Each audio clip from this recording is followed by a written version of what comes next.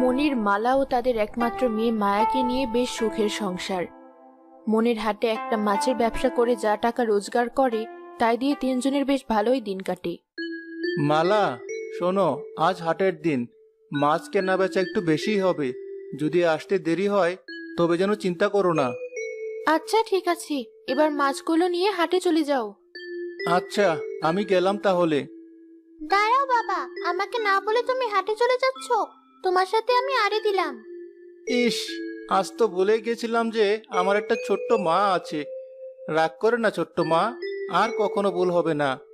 ঠিক আছে, ক্ষমা করতে পারি, তবে একটা শর্ত আছে। কি শর্ত? আজ আমার জন্য গরম গরম জিলাপি আনতে হবে, তবে আমি তোমার থেকে আড়ি তুলে নিতে পারি আর কথাও বলতে পারি। দুষ্ট বুড়ি একটা। আচ্ছা ঠিক আছে, আজ গরম গরম জিলাপি আনবো। এবার আমি আসি। মনির ছিল খুব সৎ ব্যবসায়ী, যার কারণে হাটে মাছ সব থেকে তার ভালো বিক্রি হতো। মনিরের পাশে আরো দুজন ব্যবসায়ী মাছ বিক্রি করত, কিন্তু মনিরের এত মাছ বিক্রি দেখে তাদের হিংসে লাগতো।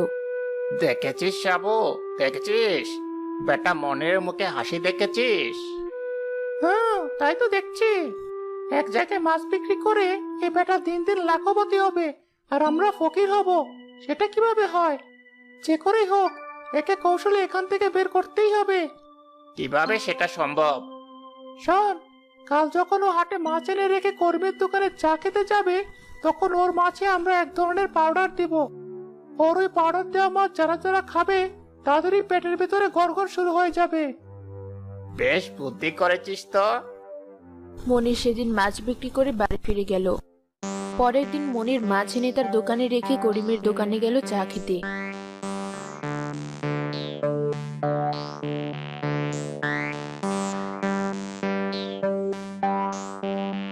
নে বেটা, কাল থেকে জনমের মতো মাছ বিক্রি করবি। বাড়ি গিয়ে এই মাছ যারা খাবে, কাল তোর দোকানে এসে সবাই থেকে গণপিটানি দেবে।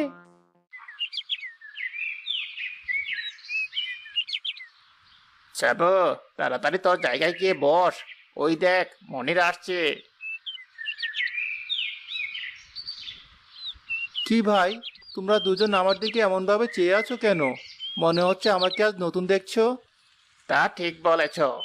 আজকাল তোমাকে দেখলে কেমন জানি নতুনই মনে হয়। তোমার ব্যবসা তো একেবারে রমরমা।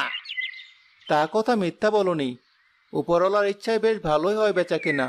তোমরাও ভালো জিনিস বিক্রি করো, দেখবে তোমাদেরও আমার মতো মাছ বিক্রি হবে।